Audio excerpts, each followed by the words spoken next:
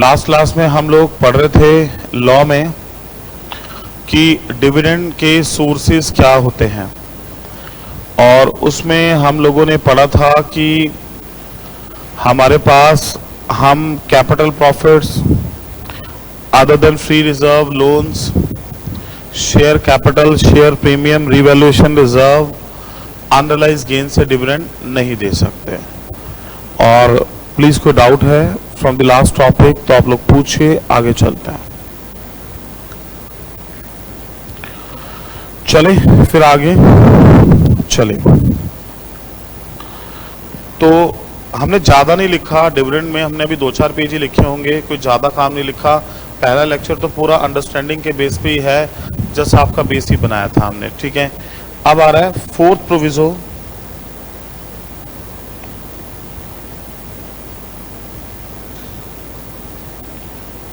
तो सेक्शन 123(1) बच्चों, प्रोविजो का मतलब हमेशा एक्सेप्शन होता है या कंडीशन होता है एक्स्ट्रा। फोर्थ प्रोविजो आपको ये कहना चाहते हैं कि हमने पहले पढ़ लिया था कि सोर्सेज में हम डिविडेंड आउट ऑफ प्रॉफिट दे सकते हैं। तो प्रॉफिट जो होता है ना हमारा आफ्टर डेप्रिसिएशन होता है।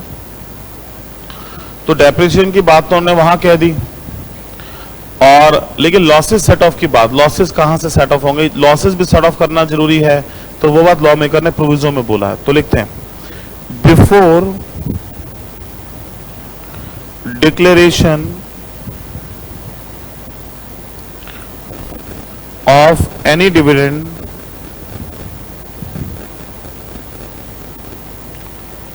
Carried over previous losses and depreciation not provided in previous year bracket में S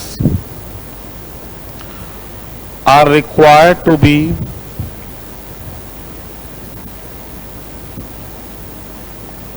set off against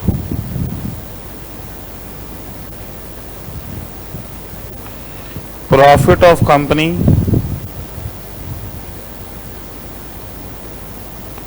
for current year.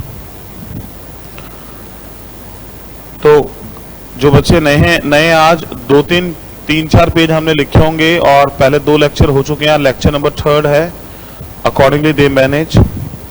ये कह रहे हैं डिविडेंड देने से पहले डेप्शन तो प्रॉफिट में से प्रोवाइड होना ही चाहिए, पहले पढ़ चुके हैं। और अगर कोई लॉस है आपका जो सेट ऑफ नहीं हो पाया पास का, तो उसको पहले सेट ऑफ कर लो, पहले लॉस की भरपाई कर लो, प्रॉफिट में से जो बचेगा उसमें से आप क्या देना, डिविडेंड देकर चलना। समझ आया पॉइंट बच्चों? That is current year profit में से करंट ईयर डेप्रिसिएशन प्रोवाइड करेंगे, करंट ईयर प्रॉफिट से करंट ईयर डेप्रिसिएशन। आज मैं आपको ना आपके व्हाट्सएप ग्रुप में सीए का स्टडी मटेरियल का लिंक भी भेज दूंगा, ठीक है, टैक्स का और लॉ का। और बस अब जल्दी ही हम इसके क्वेश्चन भी साथ साथ क्वेश्चन स्टडी मटेरियल के स्कैनर के भी शुरू करेंगे। अब बेस बनना शुरू हो गया हमारा। तो वो लिंक जब तक फिजिकल कॉपीज आपके नहीं आती आपके घर पे, तो आप उस लिंक से फिर आप मतलब स्टडी मटेरियल को एक्सेस कर पाएंगे। तो करंट ईयर प्रॉफिट में से करंट ईयर डेप्रिसिएशन, ये तो एक बात हो गई। इसमें से कोई पास्ट ईयर के लॉसेस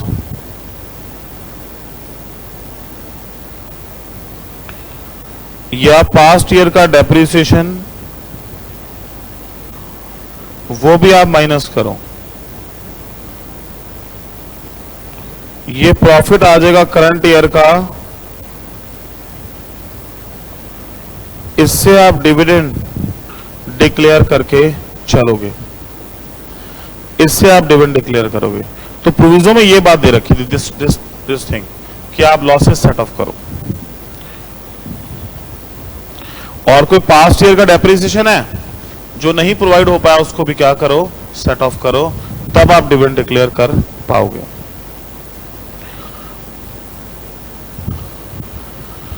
अच्छा एक चीज बताओ, हमारे पास जो डेप्रिसिएशन होता है हमारे पास जो डेप्रिसिएशन होता है, अगर हम डेप्शन नहीं प्रोवाइड करेंगे तो आपकी फिक्स्ड एसेट ओवरस्टेट होगी, प्रॉफिट अंडरस्टेट होगा, प्रॉफिट भी सॉरी ओवरस्टेट होगा, और मतलब दोनों चीज ओवरस्टेट हो जाएंगी, मतलब अंडरस्टेट होना चाहिए था और फिक्स्ड एसेट भी अंडरस्टेट होनी चाहिए थी। तो और फ्यूचर रिप्लेसमेंट ऑफ एसेट के लिए पैसा कहां से आएगा? डेप्शन का मतलब है वो प्रॉफिट का हिस्सा आपका सेव हो जाता है, रिजर्व में चला जाता है काइंड ऑफ, तो फ्यूचर रिप्लेसमेंट ऑफ एसेट के लिए पैसा बचता है। तो लॉ मेकर आपकी फ्यूचर असेट्स के लिए, प्लांट मशीनरी के लिए पैसा जुड़वाना चाहते हैं बिफोर डिक्लेरेशन ऑफ एनी क्या डिविडेंड, तभी बोल रहे हैं करंट ईयर पास्ट ईयर डेप्शन क्या होना चाहिए, माइनस होकर चलना चाहिए। ठीक है, लिखा सबने। फिर आपके पास आप लिखते हैं need for providing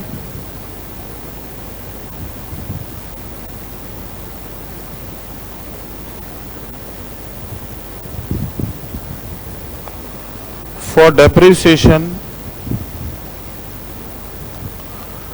out of profits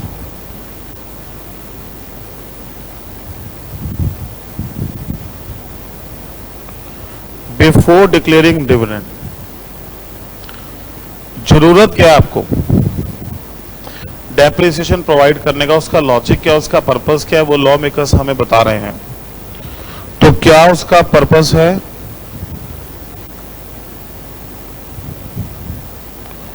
Depreciation is a notional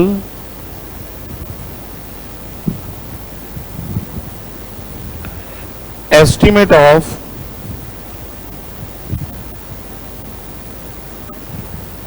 reduction in value of an asset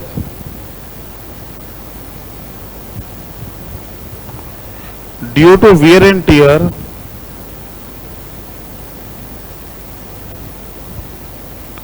efflux of time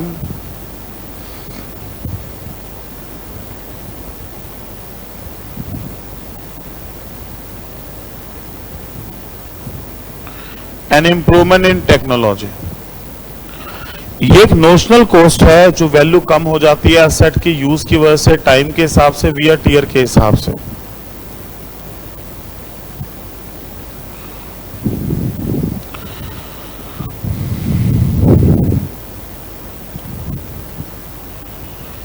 ठीक है, पॉइंट समझ आया?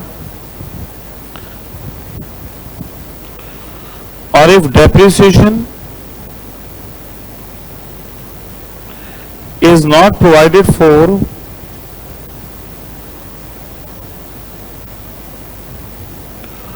there be two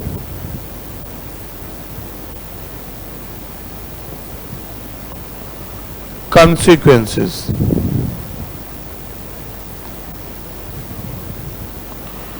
Value of asset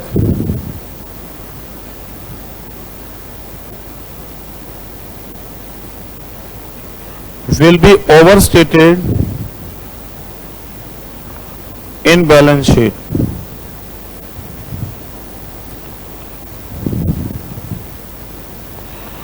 Profits of current year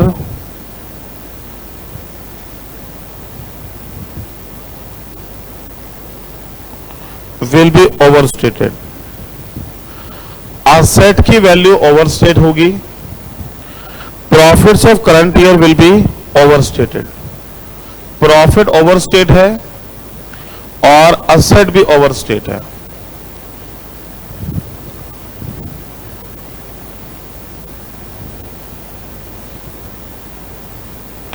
तो दोनों ओवरस्टेट हो जाएंगी, मतलब financial position ठीक से शो नहीं करेंगे, आपकी ओवरस्टेट हो जाएंगे, डेप्शन नहीं प्रोवाइड करोगे।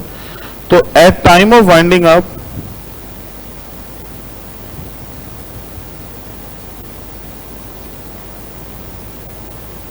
of company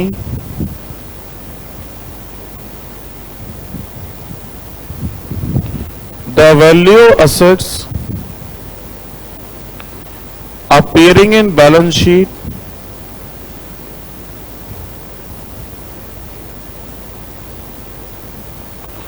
would appear to be sufficient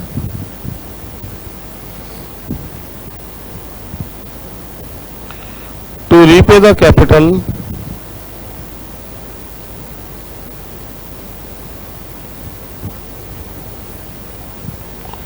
but actual realizable value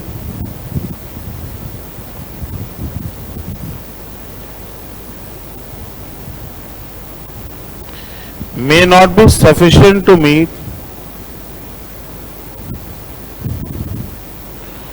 expenses of winding up। और मतलब क्या होगा, वैसे सेट की वैल्यू ज्यादा शो हो रही बैलेंस शीट में, पर बिकेगी क्या वो कम की, तो कल को आपको पैसे कम मिलेंगे कंपनी की बाइंडिंग अप के लिए। मतलब आपको देखने में लगेगा कि ये सेट की वैल्यू ज्यादा है, पर रियलाइजेबल वैल्यू उनकी क्या होगी, कम होके चलेगी।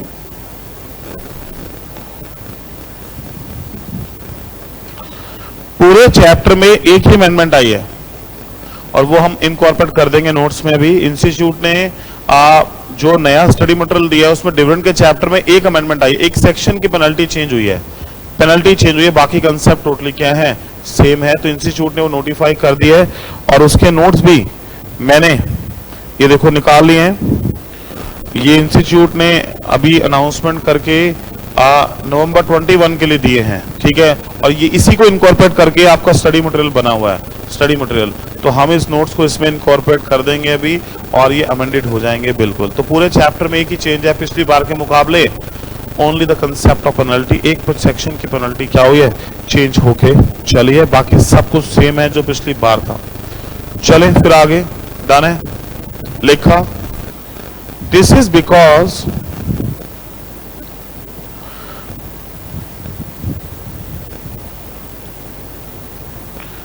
the company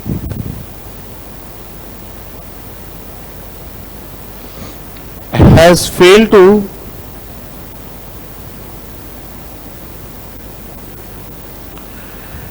retain the amount of wear and tear in value of asset by way of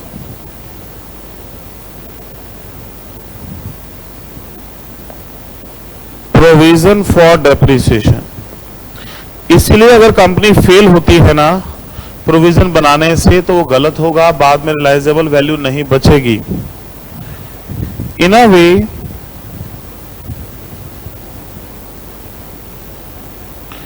company would have declared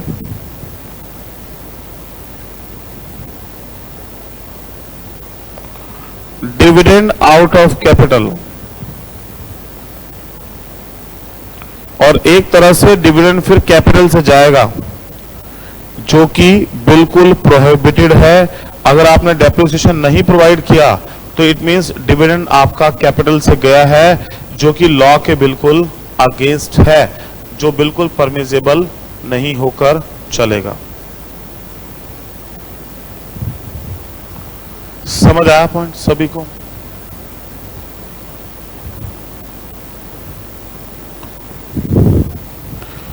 फिर number 2 heading,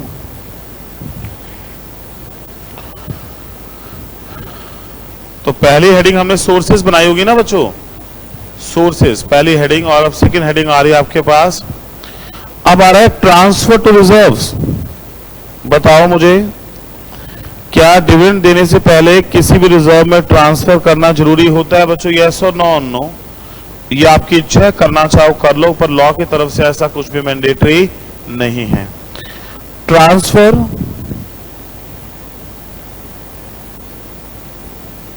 of profits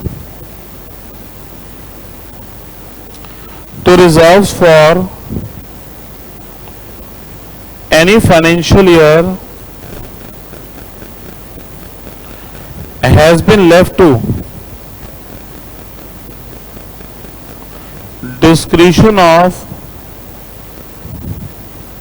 company's board of director। ये कंपनी के board of director की discretion है।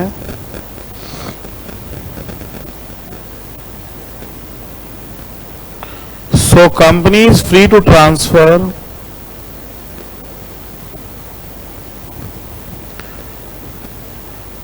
any portion of its profit to reserves as it may deem fit, जो company को ठीक लगेगा, as it may deem fit, it may also decide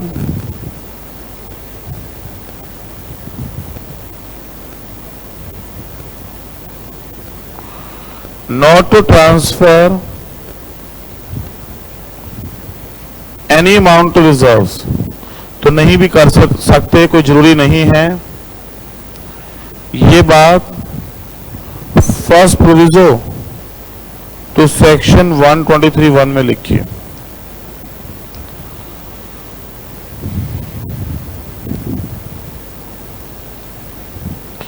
तो ये बात फर्स्ट प्रोविजो में लिखी हुई है। तो पीछे हमने अभी फोर्थ प्रोविजो पढ़ी है, ये फर्स्ट प्रोविजो है।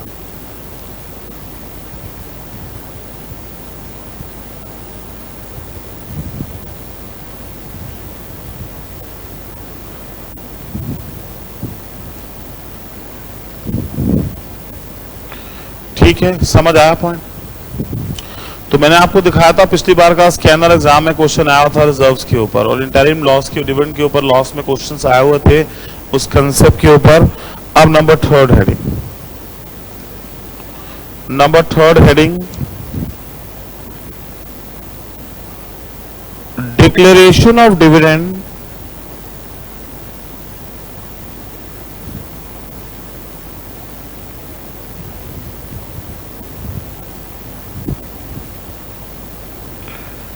when there is inadequacy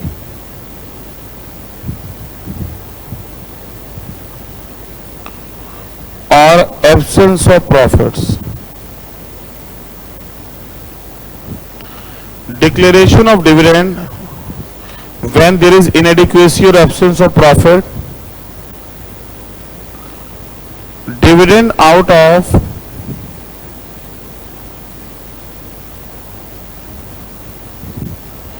past accumulated profits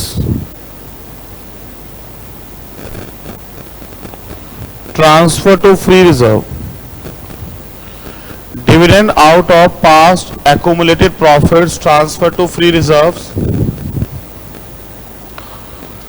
Dividend out of past accumulated profits transfer to free reserves. बच्चों, मैंने आपको कहा था सोर्सेज में past year profits after डेप्शन, current year profit after डेप्शन, दोनों या सेंट्रल गवर्नमेंट की गारंटी जहां सरकार ने दी होती है। बट एक चीज है, अगर आप करंट ईयर से डिविडेंड दे रहे हो, कोई रिजर्व में ट्रांसफर नहीं करना, रेट पे कोई रिस्ट्रिक्शन नहीं, कितना भी दे सकते हो। लेकिन अगर आप पास्ट ईयर का प्रॉफिट तभी यूज करोगे या तो करंट ईयर में लॉस है या करंट ईयर में प्रॉफिट क्या है, इनएडिक्वेट है। सरकार कह रही है पास का पैसा भी आपका यूज कर सकते हो, पर यहां पे सरकार ने थोड़ी रिस्ट्रिक्शन लगाई है। सरकार ने 3 से 4 कंडीशन बनाई है, वो सारी कंडीशन पूरी होंगी, आपको पहले चेक करनी पड़ेंगी, उसके बाद ही आप देश में डिविडेंड दे पाओगे, अदरवाइज आप डिविडेंड नहीं दे पाओगे। क्योंकि कहीं ना कहीं कंपनी पे लॉसेस का संकट है अभी भी, और कंपनी पास के पैसे से डिविडेंड देना चाहती है, तो लॉ मेकर ये चाहते हैं सारा पास का पैसा खत्म ना हो जाए। उसके लिए लॉ मेकर ये चाहते हैं कि पैसा पास का सही तरीके से यूज होना चाहिए। तो लिखते हैं बच्चों, नंबर 1 क्या, सेकंड प्रोविजो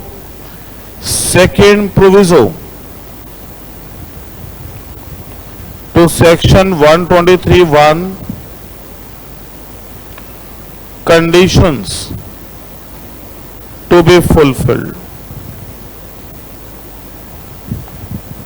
कौन सी कंडीशंस आपको पूरी करनी है? Second proviso 123(1). अब बच्चों 123 की second proviso, number 1, rate of dividend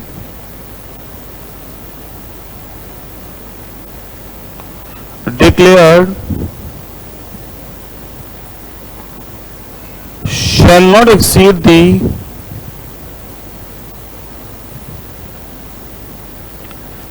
average rate at which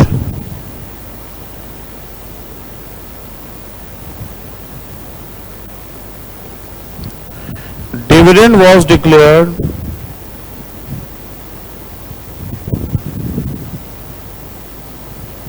in last 3 years.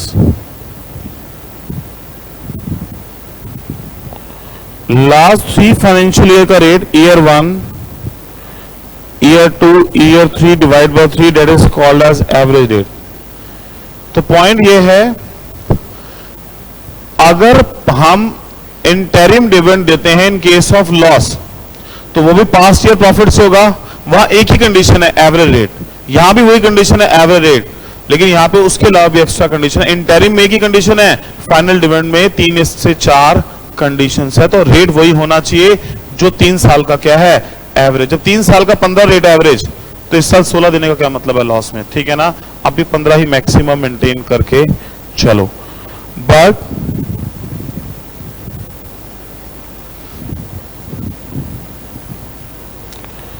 this condition shall not apply if company has not declared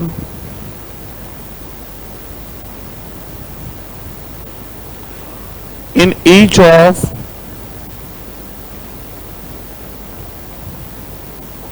three preceding financial year। अगर कंपनी ने पिछले 3 सालों में डिविडेंड नहीं दिया पास में, फिर इस कंडीशन को चेक करने की जरूरत नहीं है। फिर एवरेज रेट का कोई फंडा नहीं रह जाएगा, फिर रेट के ऊपर कोई भी रिस्ट्रिक्शन नहीं होकर चलेगी। जल्दी बताओ, पहली कंडीशन क्या, रेट क्या होना चाहिए, एवरेज। इंटरिम में एक ही कंडीशन है, यहां पे क्या है, फाइनल डिविडेंड में एक से ज्यादा कंडीशन है। चले आगे, number 2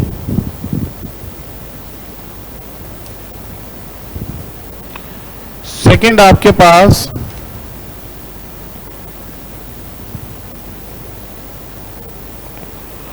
total amount to be drawn, मतलब withdrawn from such accumulated profits, such accumulated profits shall not exceed 10% of paid up share capital plus free reserve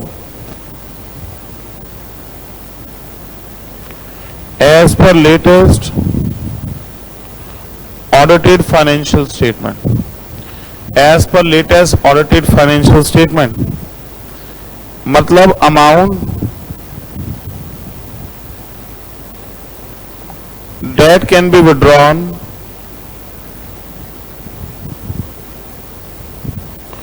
from AP, वो 10% of paid up share capital plus free reserve है। और paid up share capital में equity share capital plus preference share capital आकर चलता है। जो पैसा आप एपी से विड्रॉ करेंगे, जो पैसा आप एपी से विड्रॉ करेंगे, एपी मतलब पास्ट प्रॉफिट्स, वो 10% होगा equity share capital plus preference share capital plus क्या, फ्री रिजर्व का 10%। मतलब आप 10% विड्रॉ कर सकते हो, इससे ऊपर विड्रॉ नहीं कर सकते। 10% किसका, एपी का नहीं, 10% पेड अप शेयर कैपिटल मतलब equity share capital preference share capital plus क्या, फ्री रिजर्व। समझ आई बात। तो 10% इसका विड्रॉ करोगे। अब सुनो, यहां पे सरकार ने एक बार एनालाइज सीखो। एक तरफ तो रेट कह दिया 3 साल का एवरेज से ज्यादा नहीं होगा। मान लो 3 साल का एवरेज रेट के अकॉर्डिंग जो पैसा हमें चाहिए वो 20% चाहिए पेड अप शेयर कैपिटल का और प्लस फ्री रिजर्व का। तो लॉ ने वहां रिस्ट्रिक्शन लगा दी, रेट ज्यादा आ रहा है लेकिन ये कम बन रहा है, 10% पैसा निकल के, तो विच एवरेज क्या देना है, लोअर। अगर रेट कम आ रहा है, रेट से पैसा कम आ रहा है पर ये ज्यादा बन रहा है, मान लो रेट के अकॉर्डिंग डिविडेंड आ रहा है 15% और 15 लाख रुपए डिविडेंड आ रहा है, 15 लाख, और ये बनता है बच्चों कितना, आपकी नॉलेज के लिए 12 लाख निकल के, तो डिविडेंड कितना मैक्सिमम जाएगा, 12 लाख। तो कहने का मतलब है अगर रेट ज्यादा लगा और ये अमाउंट निकालने के बाद कम आया तो कम वाली वैल्यू हो जाएगी। अल्टीमेट विच एवरेज क्या लेना है, लोअर लेके चलना है आप लोगों को। तो पहले तो रेट की रिस्ट्रिक्शन लगाई, फिर अमाउंट विड्रॉन की रिस्ट्रिक्शन लगाई। अमाउंट कम निकला और रेट ज्यादा हुआ तब भी पैसे क्या हो जाएंगे, कम ही होकर। अल्टीमेट 4 कंडीशन देखनी पड़ेंगी, उसके बाद रेट एक्चुअली में डिसाइड होगा फाइनली क्या होकर चलेगा। समझ आया पॉइंट? नोट करिए।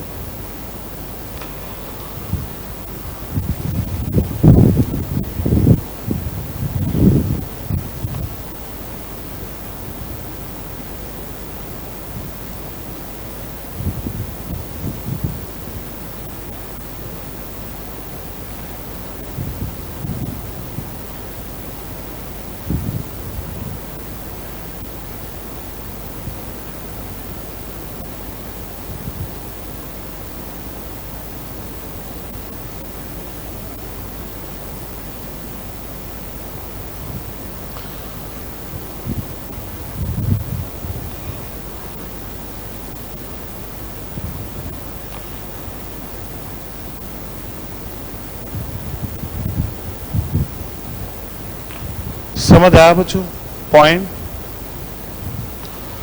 और फिर है amounts of withdrawn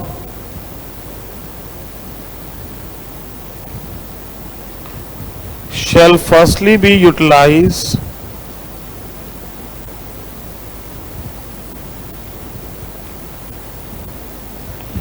to set off losses incurred in financial year in which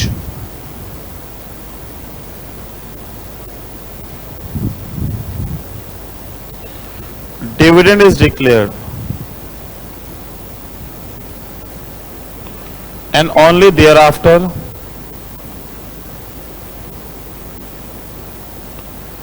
any dividend in respect of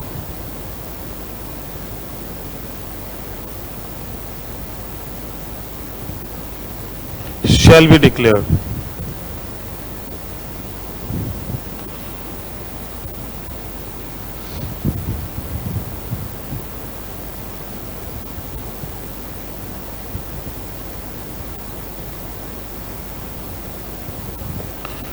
amount withdrawn from reserve, उसमें से लॉसेस सेट ऑफ करने हैं। जो अमाउंट का बैलेंस बचेगा उससे आप डिविडेंड पे करेंगे।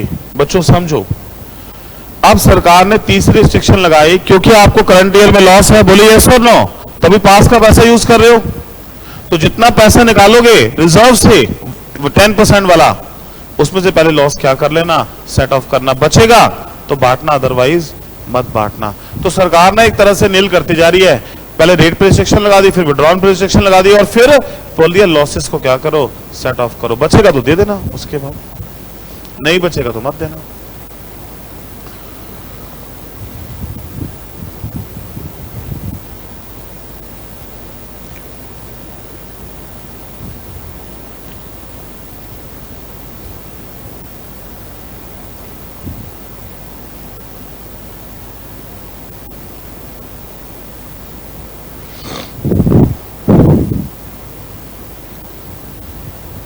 ठीक है,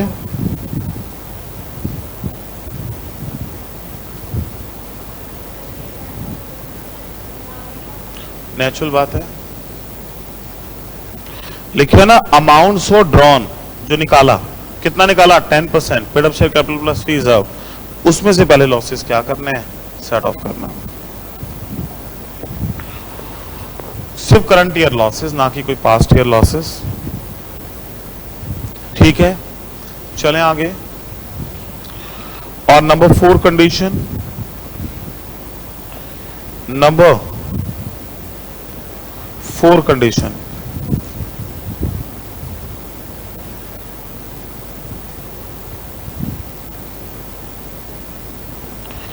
the balance of reserves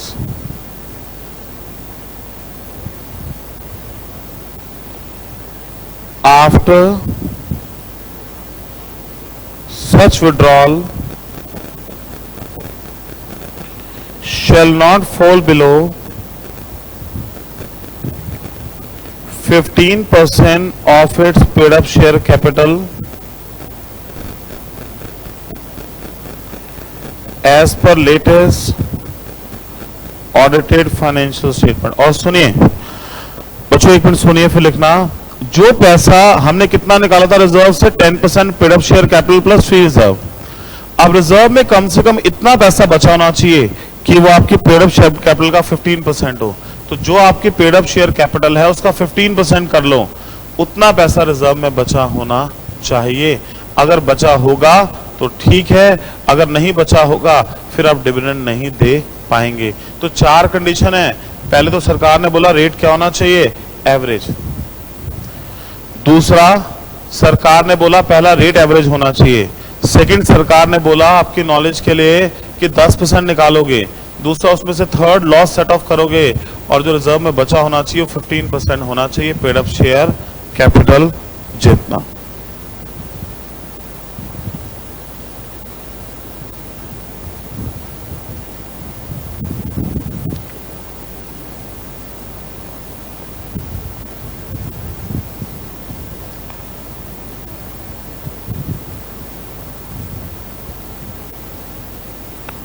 The above rules are not applicable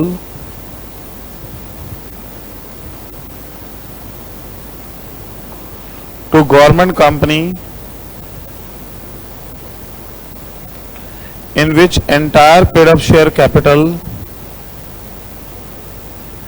is held by central government, state government or both।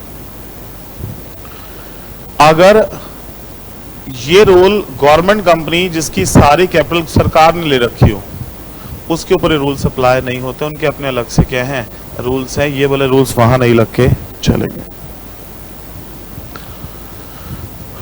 तो एक बार चारों कंडीशन पढ़ लो। कंडीशन लर्न हुई बच्चों सभी को? बच्चों मैं तो इतना स्लो करा रहा हूं, आज देखना at the end of day भी आपने ज्यादा 2 या 3 पेज से ऊपर नहीं लिखा होगा, क्योंकि टॉपिक एक क्लास है, 6 से 8 नंबर का पेपर है। मैंने आपको पहली क्लास में बताया था पहले 3 चैप्टर मुझे 30 मार्क्स के ऊपर की वेटेज देंगे, तो उसमें तो 1% का भी रिस्क नहीं है पेपर का, ठीक है ना, क्योंकि वो 30 नंबर का पेपर हमारे लिए बहुत इंपॉर्टेंट है, जो 3 चैप्टर से कवर होकर चलता है, जो 8 नंबर 9 नंबर और क्या 10 नंबर का चैप्टर है आपकी नॉलेज के लिए। तो समझ आया पॉइंट सभी को? एक जनरल पॉइंट लिखते हैं, एक जनरल पॉइंट। जनरल मतलब उसका इससे कोई लेना देना नहीं, इसलिए मैं बोलो जनरल, ये जनरली एक पॉइंट है, ठीक है।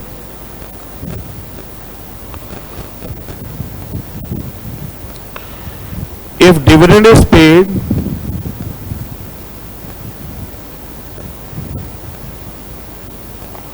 Out of current year profits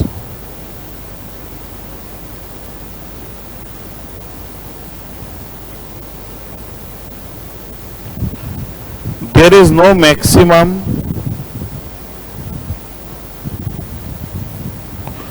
rate of dividend prescribed, and also no need to transfer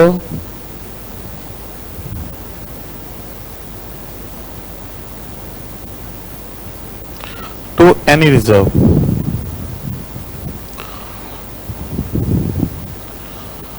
अगर डिविडेंड करंट ईयर प्रॉफिट से है, ना रेट के ऊपर रिस्ट्रिक्शन है और ना ही कोई रिजर्व में ट्रांसफर करना, लेकिन if dividend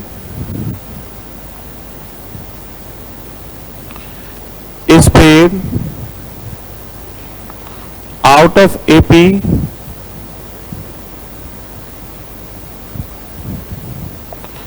transfer to free reserve, तो 4 कंडीशंस हैं। क्वेश्चन भी लिखवाऊंगा अभी, एक बार सेक्शन खत्म हो जाए 123, उसके बाद कंडीशंस के ऊपर क्वेश्चन भी आएगा, और स्टडी मटेरियल में भी एक क्वेश्चन है इसका।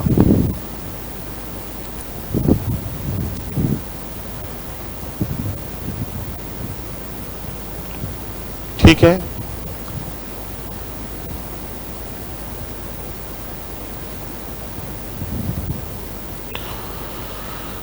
और इंटरिम डिविडेंड में 123 में अगर लॉस होगा मतलब पास का पैसा यूज करेंगे जो भी, तो एक ही कंडीशन है वहां पे रेट क्या होना चाहिए, एवरेज होना चाहिए। ठीक है, डन है। प्लीज कोई डाउट इसमें पूछे, फिर आगे चलते हैं। ओके, चलें आगे, फिर नेक्स्ट पॉइंट। ये हमने मेन पॉइंट कौन सा लिखा था, third.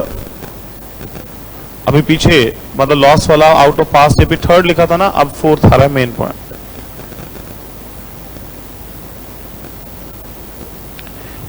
depositing the amount of dividend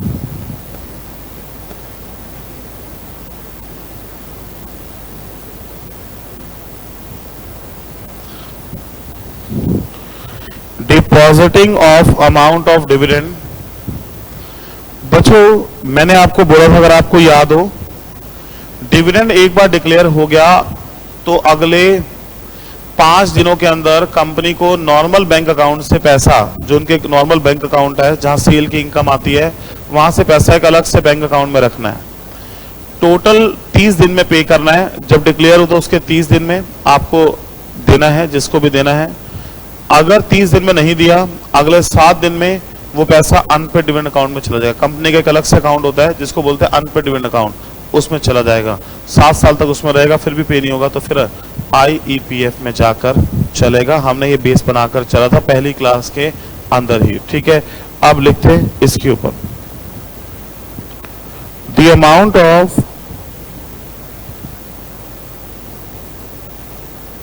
dividend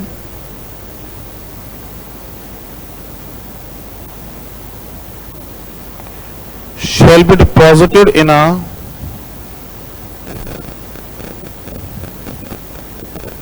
separate account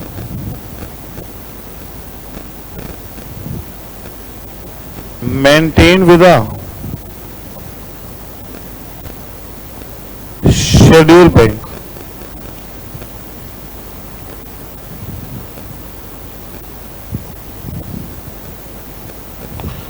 Within 5 days of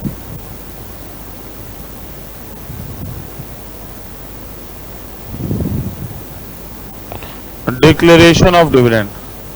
तो पैसा नॉर्मल बैंक अकाउंट से कहां चला जाता है? एक सेपरेट बैंक अकाउंट जहां से डिविडेंड पे होकर चलता है। कितने दिन के अंदर?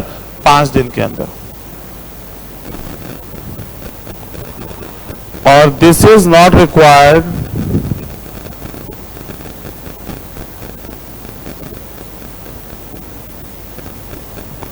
in case of government company जहां entire paid up share capital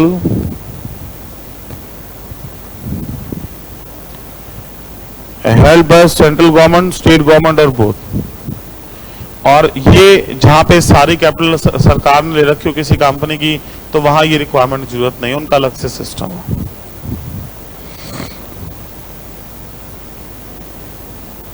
समझ आया point?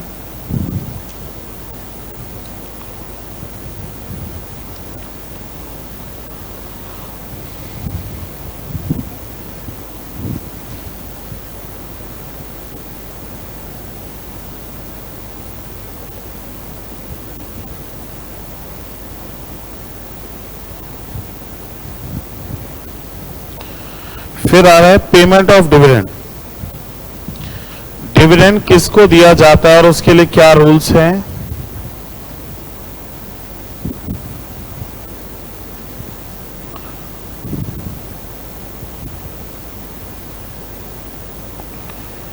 Dividend shall be payable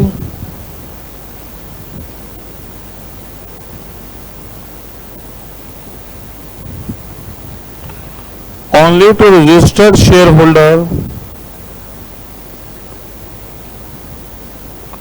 or to his order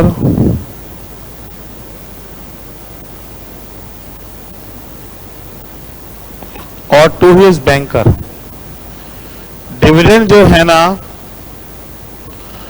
वो रजिस्टर्ड शेयर होल्डर को, उसके ऑर्डर से उसके बैंकर को, मतलब जिसका नाम रजिस्टर में लिखा हुआ उसको, वो बोले मेरे भाई को, मेरी बहन को, मेरी मदर को, मेरे फादर को, मेरे दोस्त को, तो उसको। और जब शेयर गिरवी रखे होते हैं बैंक में तो उसके बैंकर को मिलता है, उसके बैंकर को मिलता है। पहला तो रजिस्टर्ड शेयर होल्डर का राइट है जिसका नाम कंपनी के रजिस्टर में लिखा हुआ है। मैं बोलूंगा मेरी जगह मेरे भाई को दे दो तो उसको दे देंगे, मैं बोलूंगा इसको दे दो उसको दे देंगे। Consideration can move from promise to the party, और या फिर बैंकर को मिलके चलेगा। ठीक है, पॉइंट समझ आया? इस पे मैंने आपको याद है समझाया था, शेयर ट्रांसफर डीड का कंसेप्ट समझाया था पहली क्लास में आपको। चले, डन है। फिर आगे next point,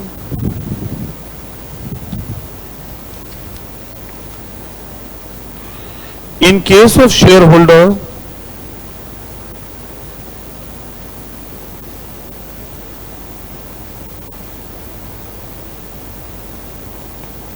inform the company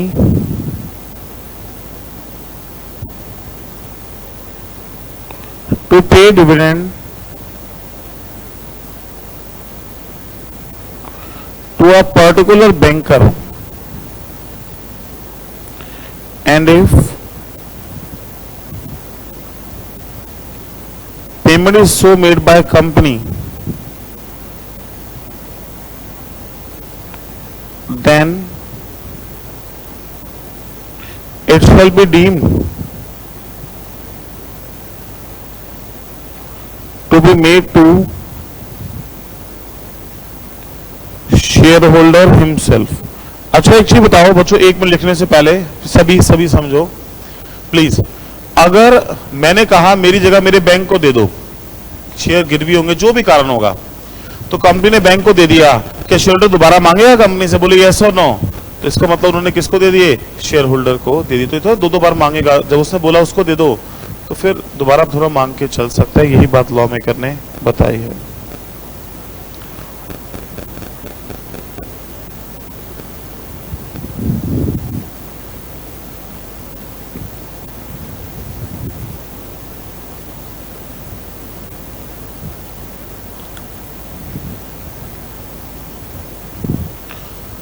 समझ आया पॉइंट सभी को?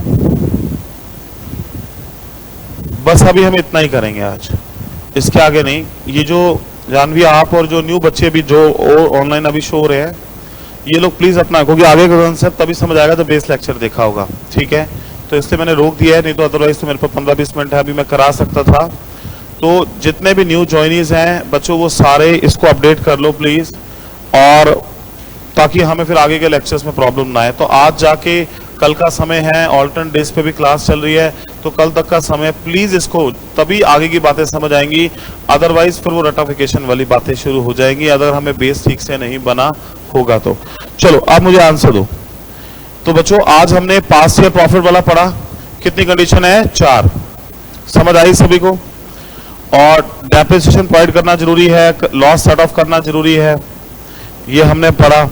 साथ में 5 दिन में अलग से बैंक अकाउंट में जाएगा और 30 दिन में पे होगा टोटल, 7 दिन में अनपेड में भी आ जाएगा, वो भी आगे आ जाएगा और आईपीएफ में चला जाएगा। और साथ में डिविडेंड हमेशा रजिस्टर्ड शेयर होल्डर को उसके ऑर्डर से उसके बैंकर को दिया जाता है। कोई डाउट है प्लीज पूछिए। तो आज हम नहीं कर रहे, आज मैं ग्रुप में आपको स्टडी मटेरियल का लिंक भी भेजूंगा और फिर मैं आपको बताऊंगा यूज कैसे करना है, उसका यूज कैसे करके चलना। कोई डाउट है प्लीज आप लोग पूछिए। हाँ जी बच्चों प्लीज, कोई डाउट है तो पूछिए। तो सेक्शन माइंड में है, आज हमने 3 प्रोविजो लिखी हैं, फर्स्ट प्रोविजो, सेकंड प्रोविजो और क्या? Fourth proviso.